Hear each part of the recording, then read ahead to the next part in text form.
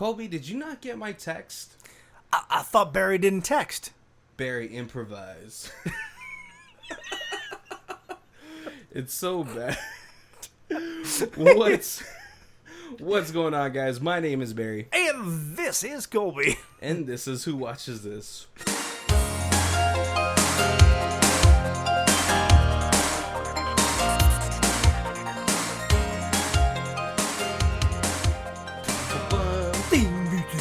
What's going on, guys? Welcome to a whole new month of Who Watches This podcast. And this is a deuce. It's funny. It's hilarious.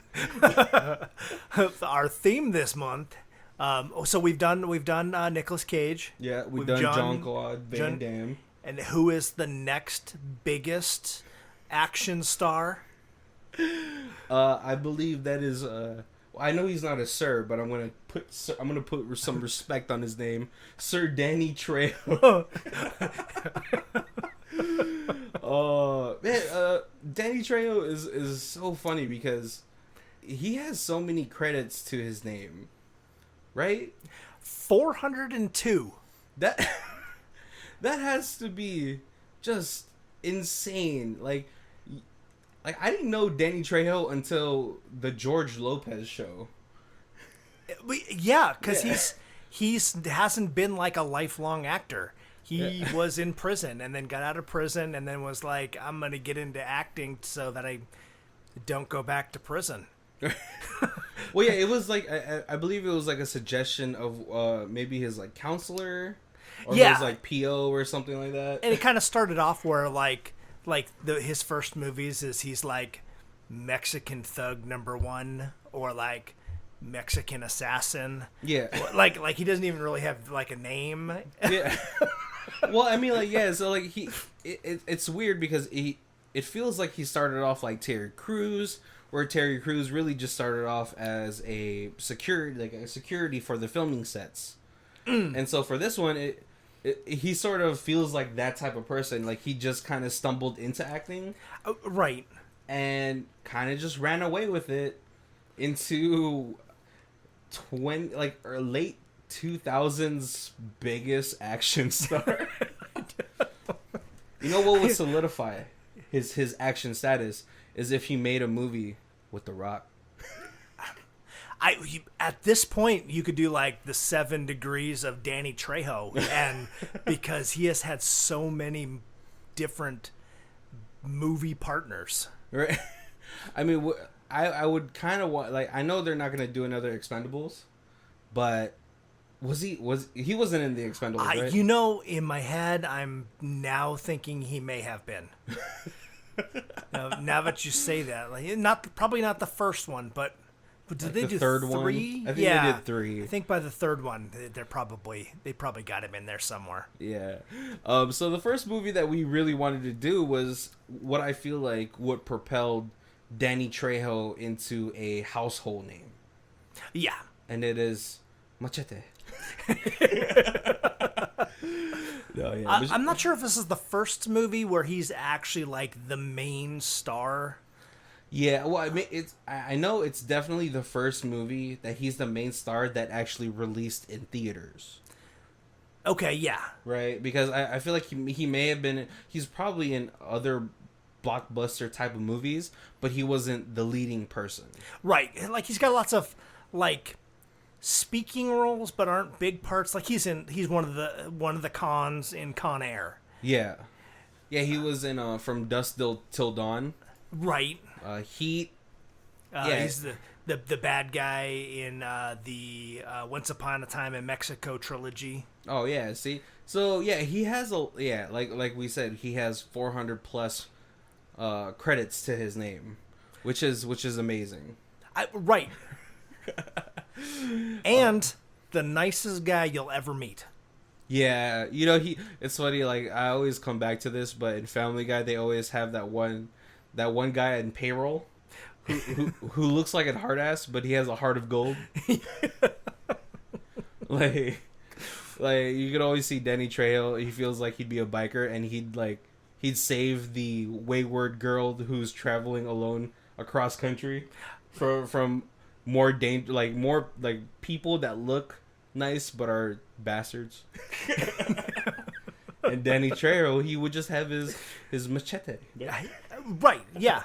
Like, I actually picture him carrying a machete around. Oh, yeah. If he doesn't have one, then it's like, you're not Danny Trejo. Like, he's chopping up vegetables in his, he owns a vegan taco shop. He's vegan? He's vegan. Oh. He owns a vegan taco shop in California. I could see him chopping up his vegetables with a machete.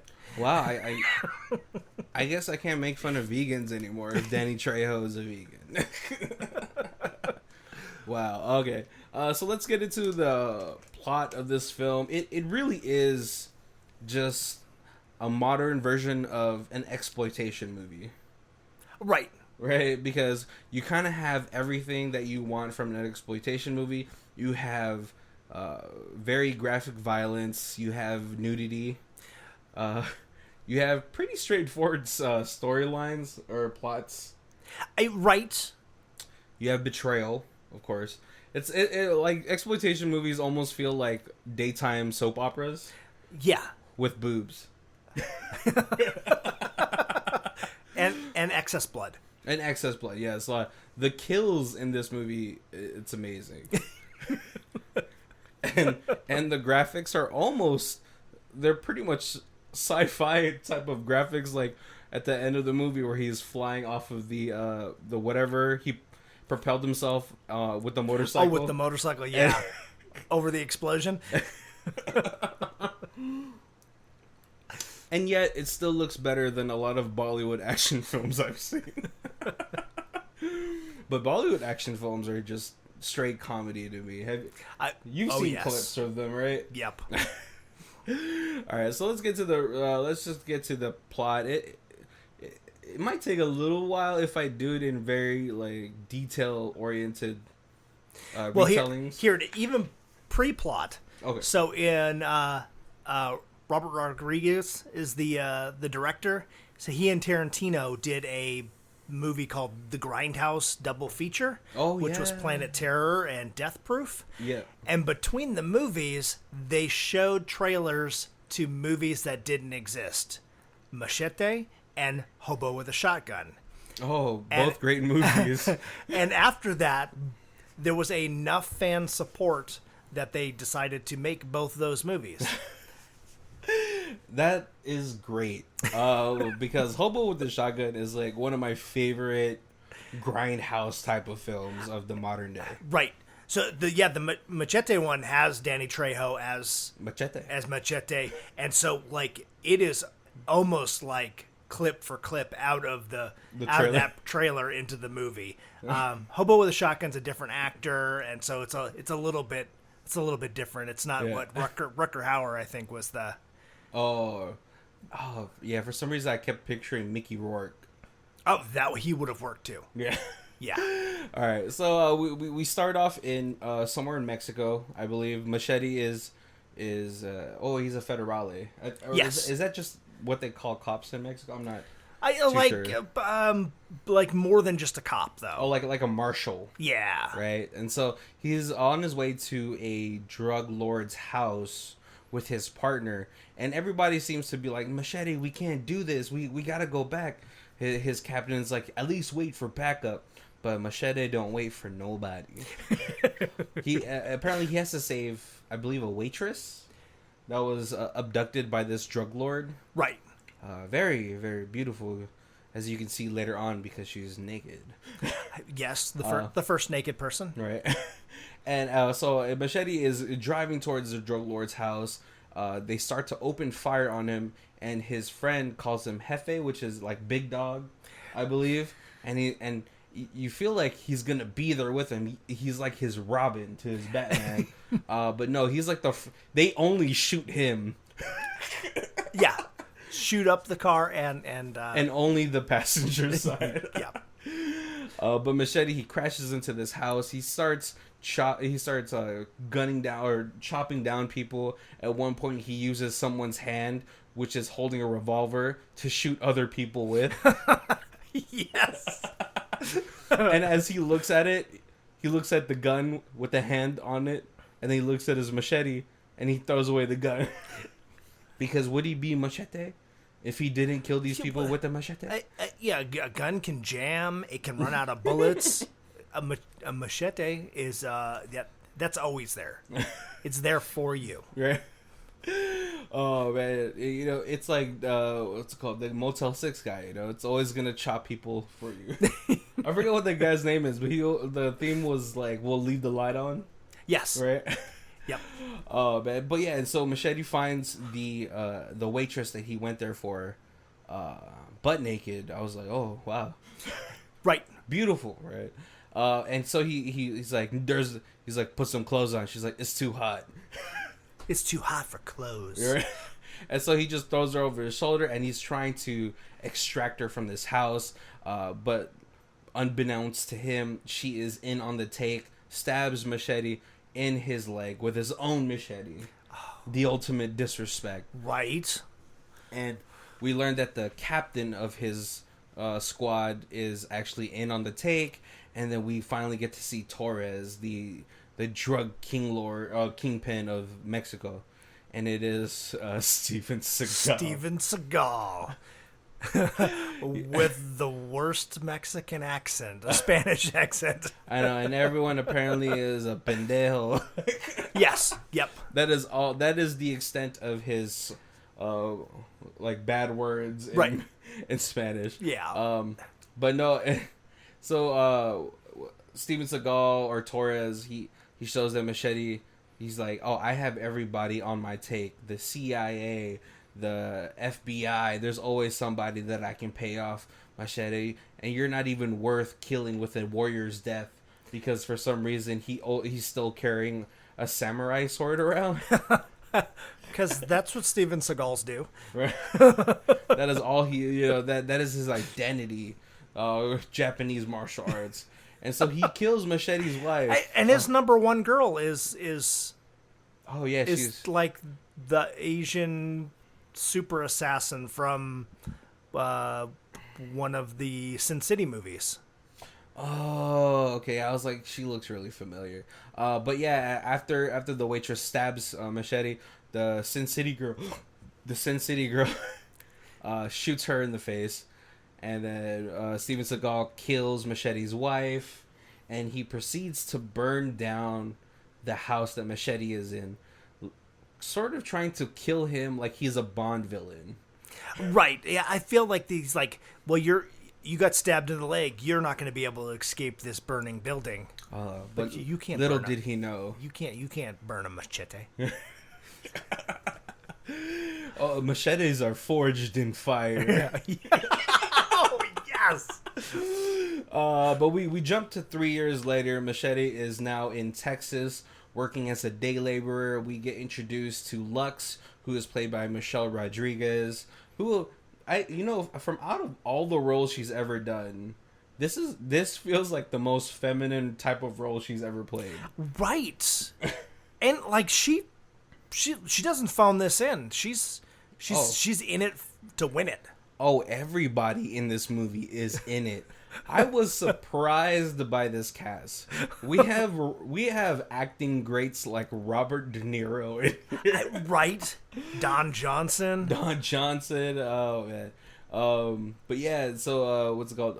Michelle Rodriguez is running a little taco stand, and then she is being watched by Jessica Alba, who is a ICE agent. Right, international or what? Immigration. Something. Wow, I feel like we're gonna get really burned for not knowing the acronym. But yeah, so Jessica Alba's character believes that Michelle Rodriguez is this person named She, who's pretty much running a underground immigration ring, right? Right.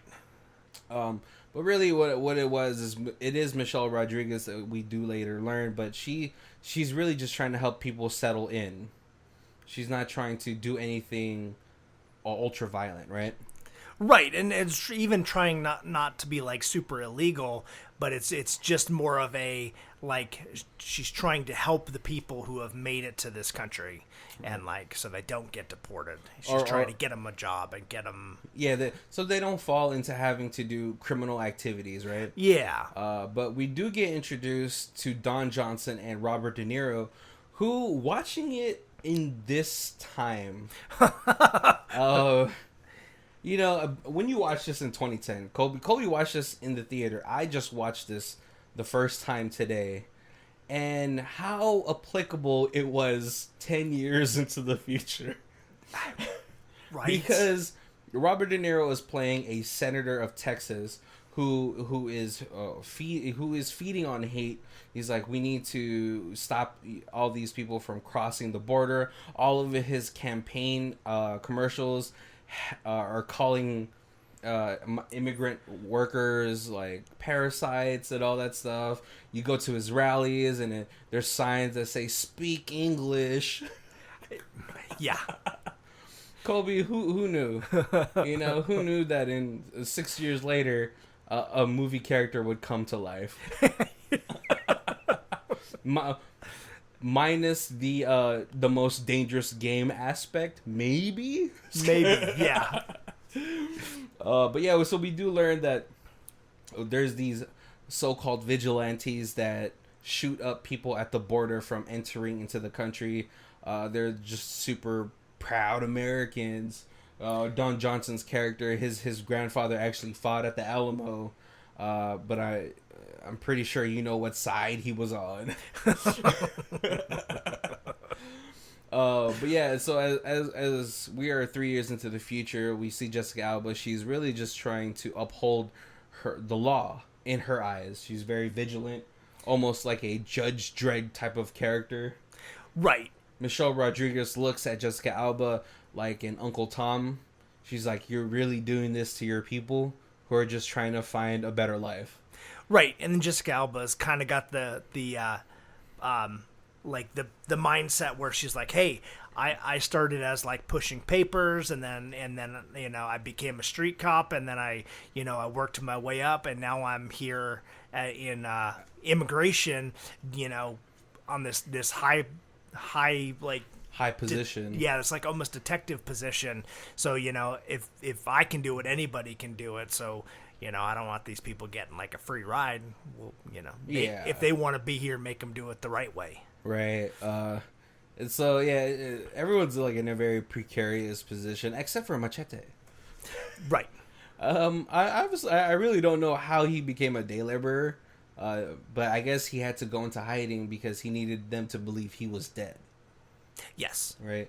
But unbeknownst to him, trouble will always follow Machete. Because then after being scouted from a street fight, Robert De Niro's right hand man contacts Machete, and he's like, hey, I need you to do this. I'll give you $150K, and you know we can call it, you know, even after that. Right. And as a day laborer, he's like hey, it's gonna take you 5 to 15 years to make this amount of money, and you can make it in one afternoon. All you have to do is shoot the senator. Right. And I mean, it's a pretty sweet deal. I can't lie about that. Right. And he's assuming that you know, Machete is Mexican, so, and the senator is so against them that obviously this is gonna like a no-brainer. Yeah. Day laborer, of course, shoot him, make some money. Yeah, and this person doesn't know who Machete is, so he just feels like, all right, you can aim and shoot, go ahead.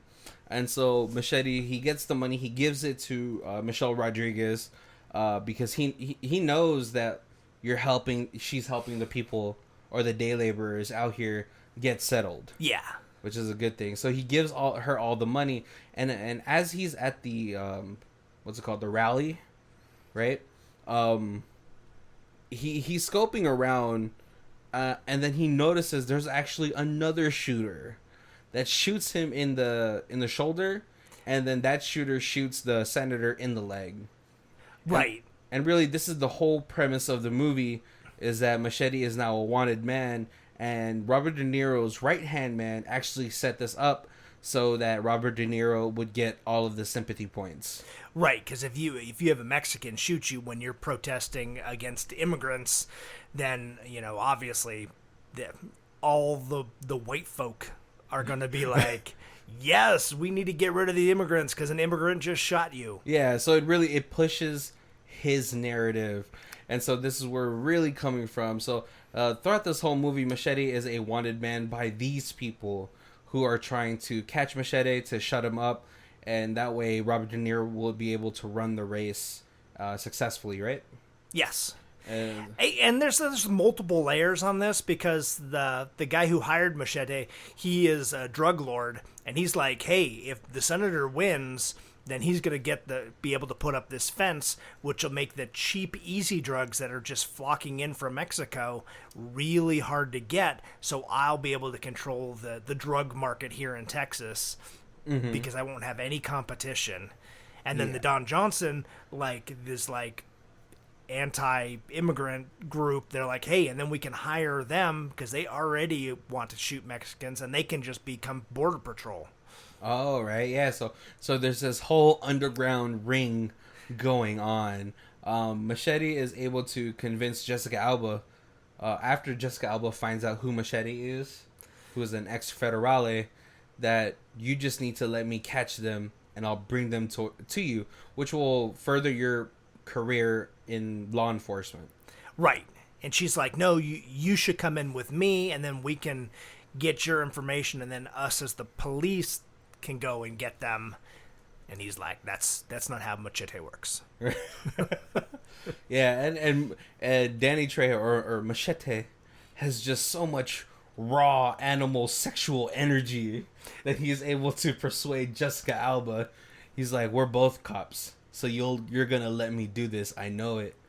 And as he hands her the gun, she's like, you just took out the bullets, which he did it. Right. Man, that is some big dick energy.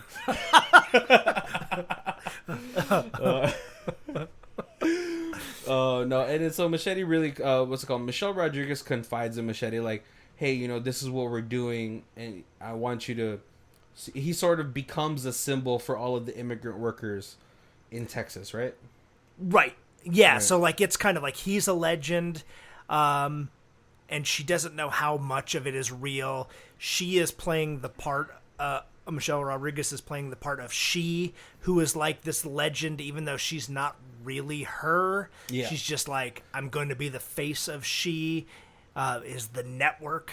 Yeah.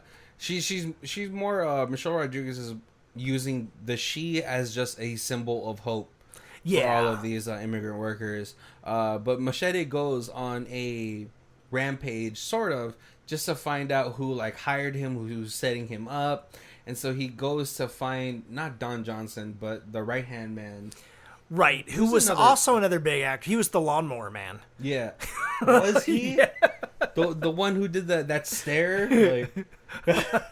Oh my god. Yeah, and the funny thing is that his daughter is Lindsay Lohan, who is a recovering drug addict. Yes. And so as Machete goes to storm his mansion, he sees the wife and the daughter in the pool butt naked, and Machete's like, oh, I guess I have to sleep with them. And he's already drinking tequila, and so all he does is share his tequila that is so strong that after he winks them both, they pass out. For 2 days. Right. Well, Machete brings them to the church where Cheech works at. Yeah, Cheech Marin. Yeah. And he's like, why did you bring 2 naked girls to my church?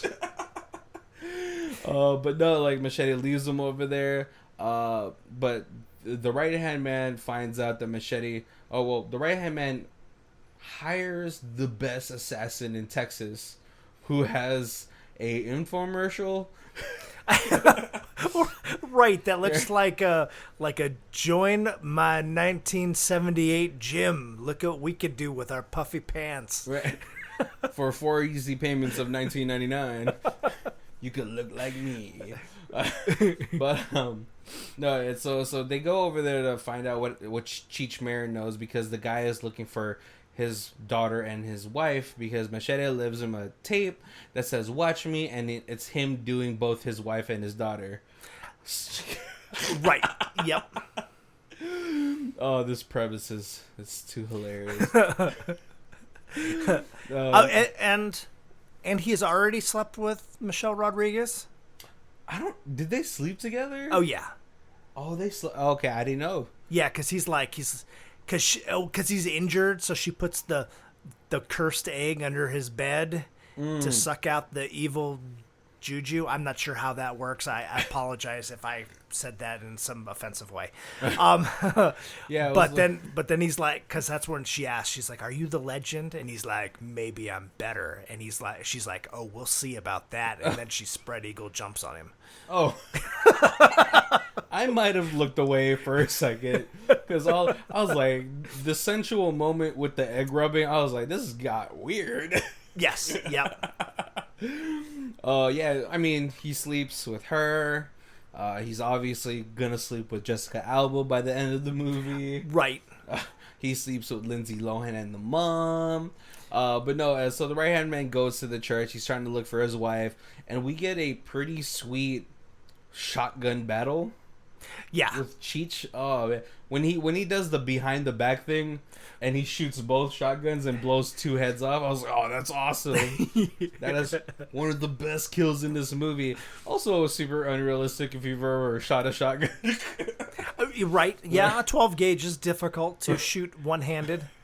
Yeah. Not if you're Cheech Marin. No, that's right. Because they allude to him used to have being a total badass as well. Yeah. Right. And then he gave it up to be a man of God. Right.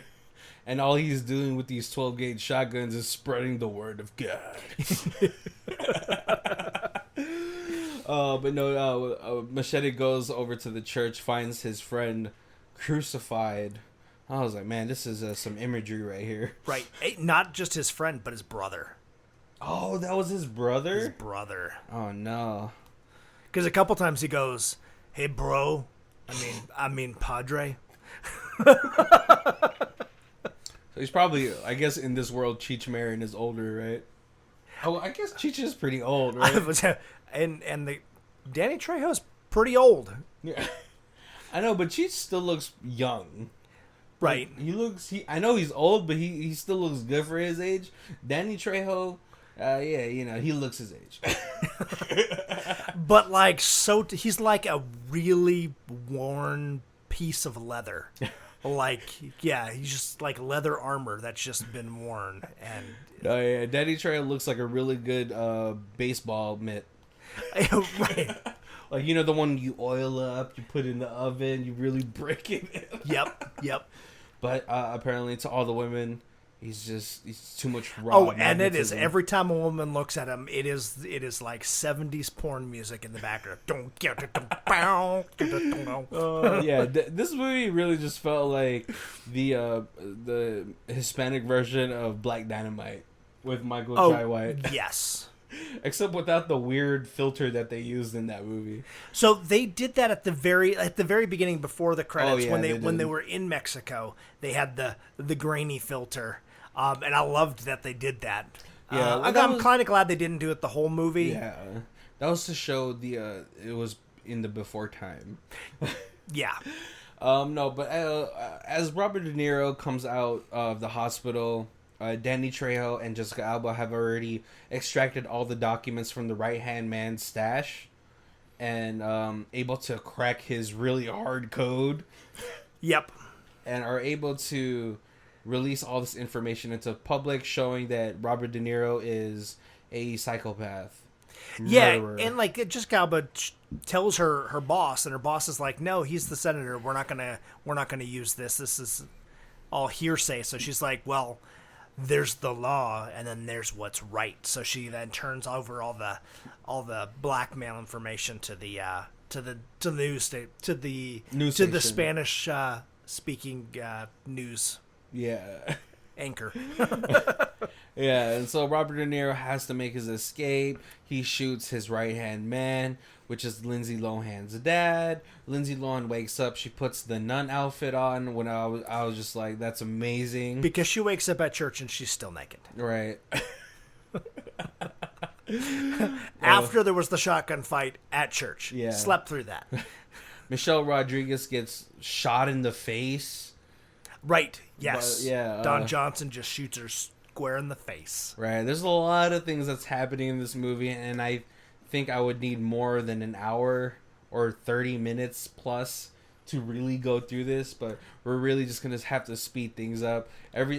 All of this culminates into going into the compound of the vigilantes, which Robert De Niro is now not allowed or not welcome to because of all the information that was released because of him. Right. And all the immigrants and everything, like, because of what happened to Michelle Rodriguez, they want to go to the compound to really storm the compound and kill everybody there. Danny Trejo is really leading the charge for this.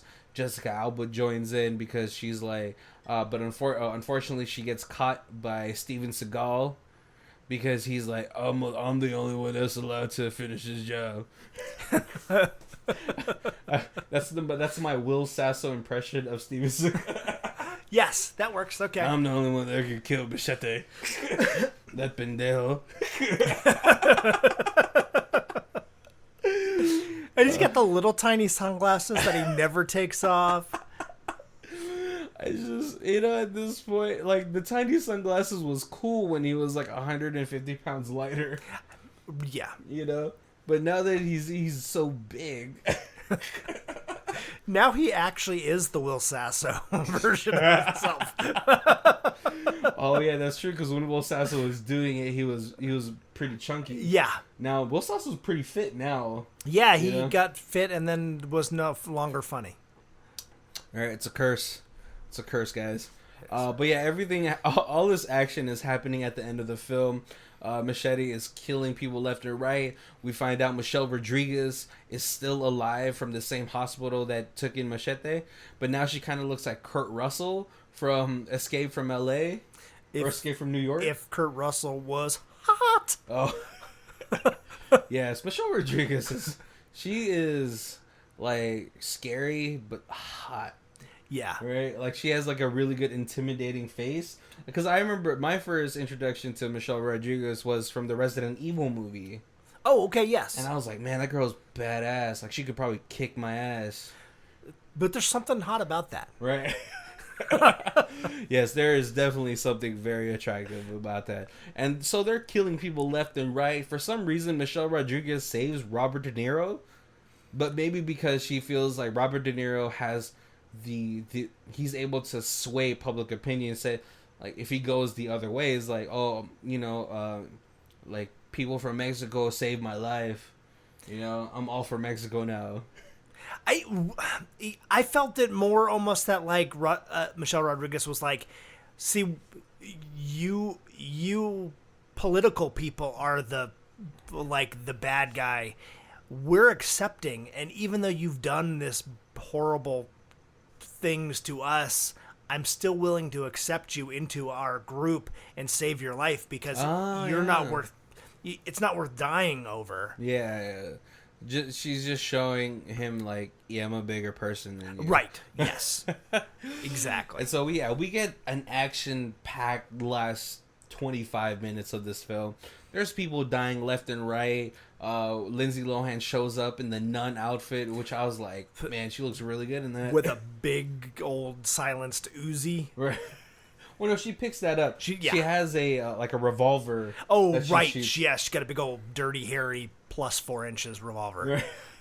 Right. And Machete is just killing everybody left and right. And the culmination of all this is that when Steven Seagal shows up, they have a machete versus a katana battle. Oh, yeah. And, man, this is probably one of the goofiest ways I've ever seen a villain die. Because Machete gets the upper hand on Steven Seagal, because Steven Seagal has Machete on his knees and he's about to strike him down, but Machete stabs him with his machete, and he's standing there for a good 4 minutes, he's like, you know, this wouldn't really kill me. But you're not worth it, so I'm gonna go ahead and walk away now. Because if I wanted to, I could have killed you at any time. But you know, whatever. I'll see you in hell, Machete. And he goes and starts to twist the machete, and then nudges it over to really kill him. And he's like, "Oh man." And then finally dies. After that, we see Robert De Niro actually survived the shots that he received from Lindsay Lohan, which I'm like, I don't know. I'm not a bulletproof vest knowledgeable, but I feel like if you're taking a revolver like from point blank, it's pretty powerful, yeah. Right, because I shot one of those things before, and man, I could feel the air come out of those, like the force from it. So I'm like, man, that's not saving you at all. Oh man, but yeah. Then so as Robert De Niro kind of wakes up at night, he starts walking, and then he gets hit with the vigilantes, and he gets killed with the same motto he had done in the beginning of the movie, which is "Welcome to America." Bang bang bang bang bang bang. Yep. Right. And we see Machete. He is driving in his motorcycle, and he gets pulled over by a very sexy Jessica Alba in a very sexy police uniform. I was like, man, those boots. Right, yeah, the spike heel boots and the little short skirt. Right. And she's like, I got you papers, and he's like, I don't need papers. I can't do Danny Trejo. That is just gonna sound like my Steven Seagal way. But you know, he's like, I'm gonna go everywhere, and Jessica was like, all right, let's go. And they drive off into the sunset. Right, yeah. Then she straddles him backwards, and then then they drive off. That was Danny Trejo. One of his highlights of this movie. He's like, I got to kiss Jessica Alba like 8 times. I saw him at a convention, and he made the joke that he was like, I purposely messed up that scene a few times so that I got to kiss her again. You know, I mean, she's an awesome sport. You know, I feel like I don't know, right? But man, she looked really good for this movie too, especially the scene where you see her butt shot. Yep. I was like, oh my gosh. Yeah, because they got her like a hidden nude. She's in the shower, like with the water just running on her, and she just hangs her arms just in the right spot so that you can't really see anything, but she's still pretty naked. I mean, that's how I take showers, Colby. Colby, what are your highlights for this movie? So, with like totally glazed over the recruiting the Mexican army. Oh yeah. So when they find out, the network calls in all of its units, and they the kid from Spy Kids, who is the Cholo. Now he shows Machete where they keep all the guns and everything at the chop shop, and then they ride into battle with like a whole bunch of lowriders. All the lowriders with like the hydraulics. They're like bouncing into. I know the funniest line from that too is like, man, so what? I'm adopted, whatever. Oh man, yeah. There's so many scenes in this movie. Obviously, like my favorite scenes are just all the kills because they were just so exaggerated. And when he's getting ready, and when he's at the chop shop, he's sharpening his machete, and it looks like it's at a weird angle, and then all of a sudden when he gets to the battle, his machete's like 4 feet long. It is like, no longer a machete. It was like a Hispanic katana. Yeah, it's like a big old claymore. Like it's huge. Oh yeah, I thought it was interesting that they put in the dynamic between Jessica Alba and Michelle Rodriguez, where Michelle Rodriguez is like, "You're a sellout." You know, it's a little deep for this movie, right? But I like the inclusion of it, just only because it is not in your face about it. Right, yeah. You know, because there's always two trains of thought. You know, Jessica Alba's character came into the country the right way, and she feels like that's how everyone should come in. But Michelle Rodriguez, who probably grew up a little bit longer in Mexico in this movie, is like, well, you know, you don't know the hell that's going on over there. Yeah. Yeah. Oh man, I was kind of sad that you didn't get enough Don Johnson in this movie. He felt more of like a side note than a major villain. Like you get introduced to him in the beginning. I was like, oh man, that guy's despicable. But then you don't see him again until he shoots Michelle Rodriguez like an hour and 20 minutes into the film. Right. Yeah, he's pretty much just Border Patrol, and that's the beginning and the end. Yeah, the biggest surprise to me was Robert De Niro's inclusion in this movie, and I just feel like he played this role perfectly. Yeah, there's so many people in this that are like in other Robert Rodriguez movies. Yeah, like Osiris the killer, like the super killer. But it's funny that like once Machete finds out that he Osiris killed his brother. Yeah, he's like to the right hand man. He's like, I'm coming to kill you, and and the right hand guy says to Osiris, "Oh, we're in trouble." And Osiris is like, no, you're in trouble. I'm out of here." He just boop gone. Oh yeah, one of my favorite parts too is when Machete goes to the right hand man's mansion again. You know, and he's killing some of the new security guards, but he runs into the first two that he ran into the first time, where he got him with the weed whacker, and all that, and they're like, "I'm gonna quit." Like, yeah, like this job's not worth it. Like, here's my gun. Just so you know, I'm quitting. I'm leaving. And then the other guy's like, "Please don't kill me. I'll tell you everything. Here's the GPS." I also like the interaction between him and Cheech, where one of the best lines for me is like, "I absolve you of all your sins. Now get the fuck out." Like, only a priest that you know, as family. It was like, man, I don't think that priest will say that to anybody new. Right. Yep. Oh man, but the fight with Cheech Marin was really awesome, just to see him dual wield 12-gauge shotguns. And I think Cheech has been in like all the other Rodriguez movies, like maybe all of them. Well, you have to give Robert Rodriguez points for keeping the actors he likes in his movies. Yeah. It sort of feels like James Cameron in a way. He always has that one actor in there. I forgot his name, but he was in Titanic, I believe. He was in a lot of things. Oh, right. And you like Adam Sandler's always got the... Yeah, he always has his friends. Yeah. Yeah, but Cheech, it's nice that he stays relevant even if it's like on these smaller roles. Yeah, oh, definitely. Like, he's always been a name, and it's at least a recognizable face. Yeah. Now I know there's a second movie to this, right? Yes. Machete Kills.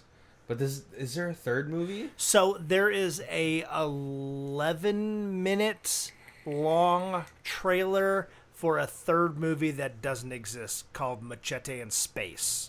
even though they plug in this movie, they plug that it's going to be called Machete Kills Again. It turns out that in the next movie they call it Machete in Space, and then oh man, I want to see it now.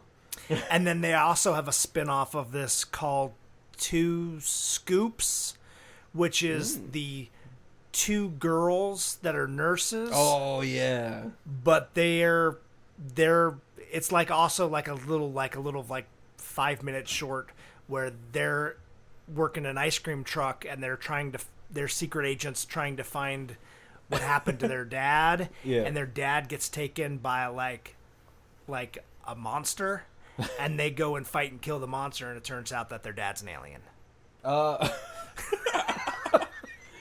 Kobe, how would you rank this in the exploitation movies? Because I know you grew up sort of in the era where exploitation was a pretty big thing, or even like slaughterhouse type of movies. You're right.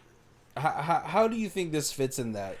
This was super duper nostalgic. Like, I mean, it hit everything good about those movies. Just 25 years later. And you know, and the techniques updated just a little bit. Right.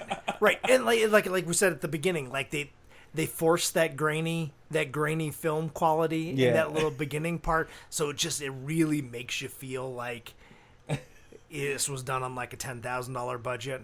And I know it was a really small budget for the type of movie. I mean, like for the actors and stuff that are in this. Oh yeah, I mean, I'm pretty surprised because I mean they do have some big names. I mean, Robert De Niro, come on, you know, he was in all those he was the Taxi Driver. Yeah, totally. So they had pretty big names. I mean, they had the budget, but the budget, it was relatively low, $10.5 million. Right, and I'm sure Robert De Niro's made $10 million on a single movie by himself. Right. You know, the funny thing about it is, I feel like Robert De Niro is one of those actors who just really aged well, as far as like his acting career. Like, he stayed consistent. He has consistent work. He could even do comedy pretty well. Right. Because I mean, so like this is like one of those guilty pleasure movies, but I love him in the movie with Anne Hathaway where he's an intern. Okay. See, and I was thinking Fockers. Oh yeah. No, he's great. Like in Meet the Parents, Meet the Fockers, and all that stuff. But for some reason, he like really fits for me in that role. And then the crazy part is Danny Trejo just really building himself up over the years to be able to helm a cult classic like this. Right. Because I think before this, I don't think there was a generation of people who didn't really watch grindhouse films and just right, because this was like 70s stuff, and then then the 80s came, and it was like slasher flicks. Right, but the budgets got bigger, the special effects got better, and so like you pulled away from this kind of, I don't know, almost like snuff films, kind of like when you went from like that, like they did the same kind of thing where like in the 70s there was like those really gritty westerns, and then the westerns got all cleaned up, and it was like all like pretty westerns after that, you know. Oh yeah, they went from John Wayne to, I don't know. I didn't watch enough westerns. Right. It would like Clint Eastwood, maybe. Clint Eastwood was still pretty like, gritty. Yeah. Like but then they jumped to like Young Guns, where you have like Emilio Estevez and Charlie Sheen, and you know it's just pretty boys as cowboys, and it was like. Oh, Kobe. So just to let you guys know, we are coming up to our hour. That's where usually we cut the episode short. So if this is the first time you guys are joining us, thank you for joining us. We always appreciate listeners, and we always want their feedback. But if this is the first time you're joining us, we do our reviews in 4 sections. We have Stream It, DVD It, Blu-ray It, and Ultimate Box Collection. So Kobe, where are you at for this one? So I do own this DVD because I got it quite a while ago when, like I said, I saw it in the movie theater. Then when it came out, I had to buy it. Blu-ray wasn't really a thing, or maybe Blu-ray was just expensive and I was cheap. I don't know. But yeah. I purposely looked. So there is a box collection, but it's an interesting box collection because it's Machete 1, and then it's the 3 movies, the Once Upon a Time in Mexico trilogy, and those 4 are together without Machete 2. Oh. Where I figured it would be more like the Grindhouse movies, the Grindhouse like double feature, and then Machete 1 and Machete 2 would be to me in my head, that's the more logical box set. Yeah. Yeah, I liked the Once Upon a Time in Mexico movies as well.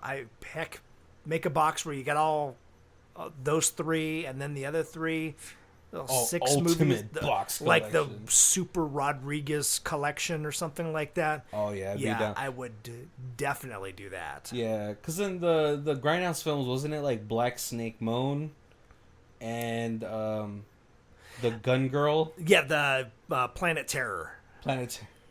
With the girl with the gun leg, Yeah, it was like Rose McGowan. That was another one of those ones where, like, there was a bunch of, like, big-name actors in that, like, just had, like, little small roles. And you're like, what? What the hell is Bruce Willis doing in a movie like this?